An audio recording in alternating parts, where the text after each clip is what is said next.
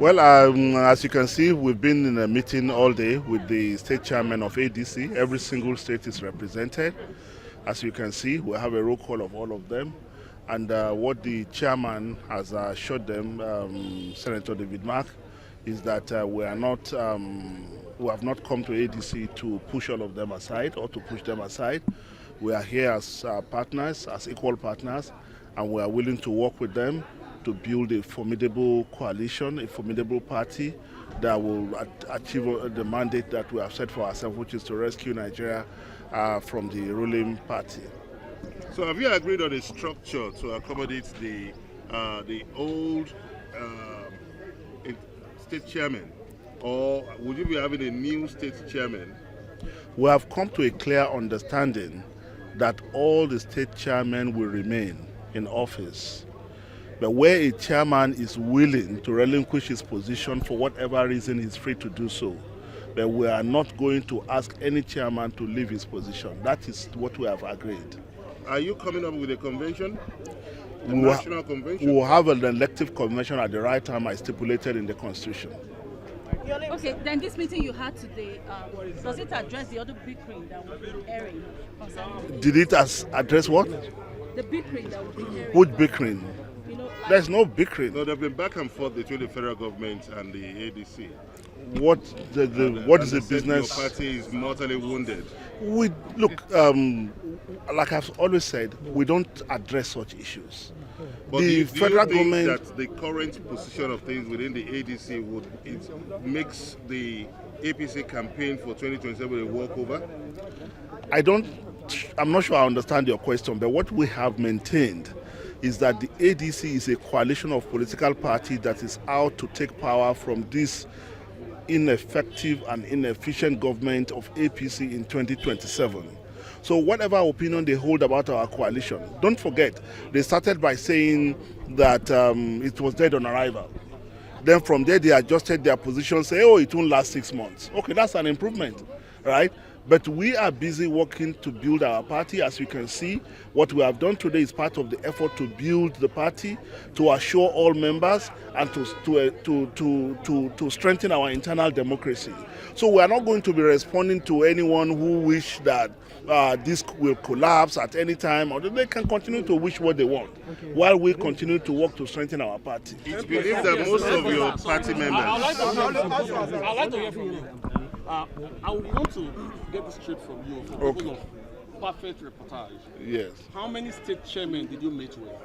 And what is really the objective for calling this state chairman to meet with? Well, there's an attendance sheet that I've not looked at, but almost every state chairman is here. Almost every 37, including FCT.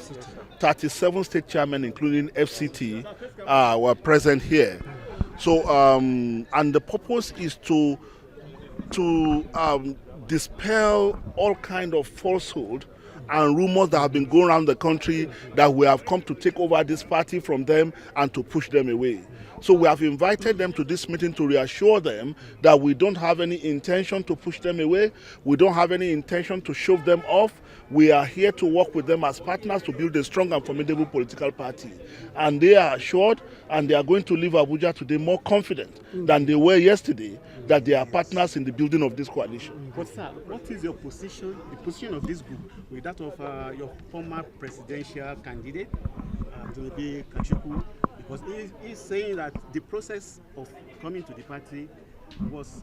Look, you see, I always say this. I mean, we as journalists need to understand one thing. A presidential candidate is not an officer of the party. A presidential candidate is just someone who used the platform of the party. Yes. Yes. When you want to change leadership, the party constitution simply explains that within the party. Have you read the constitution? Would you witness that? Yes, I've gone through it. I can't recollect the exact section. Would you witness any of that in this instance?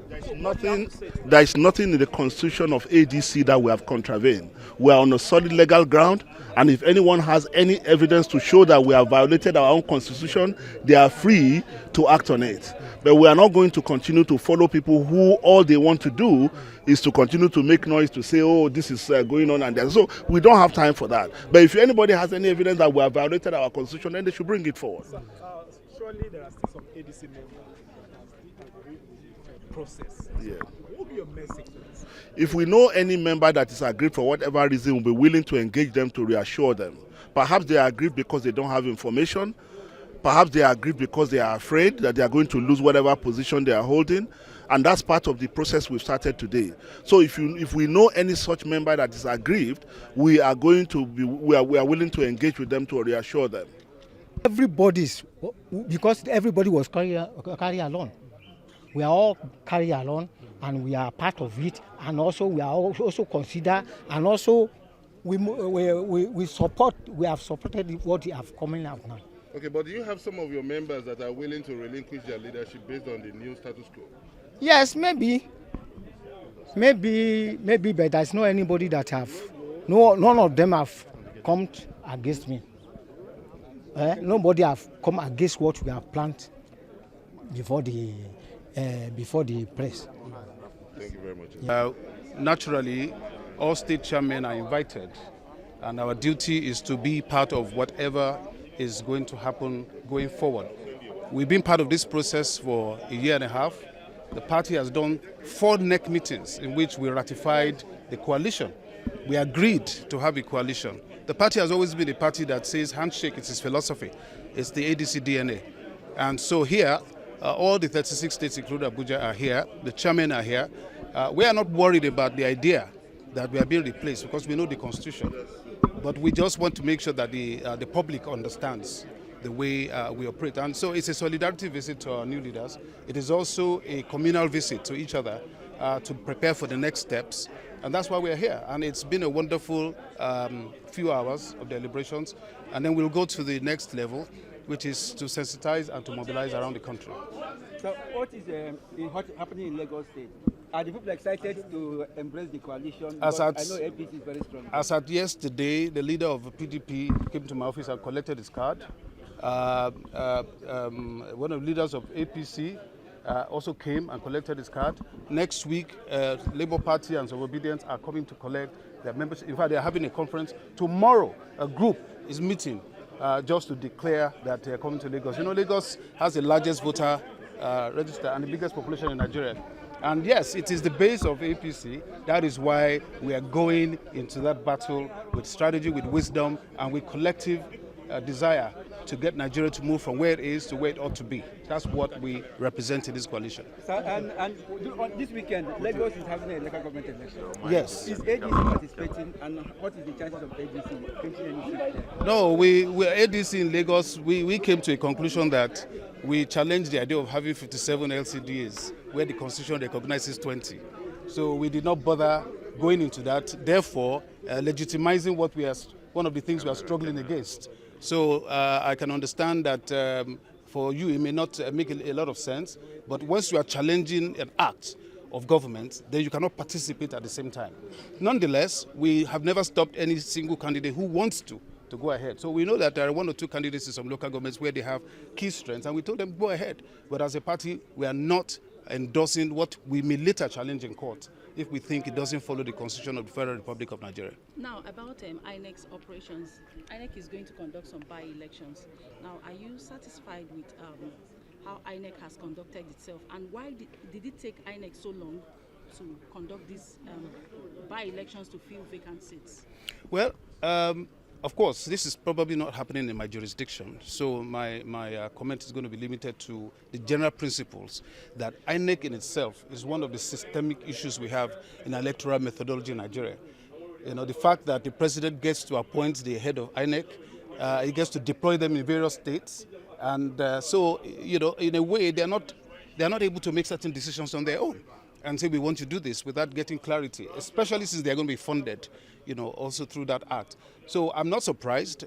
I was on TV over 60 times in the past 1.5 years in Lagos talking about inefficiencies in the civil service, the public service, and various ways in which our government institutions are running. So that is why we're here. We are here to to be the credible alternative to Nigeria, talking to you about why some of these things are failing and what we need to do to correct them. And so you will continue to see more of those kinds of systemic failures because the structure itself is untenable.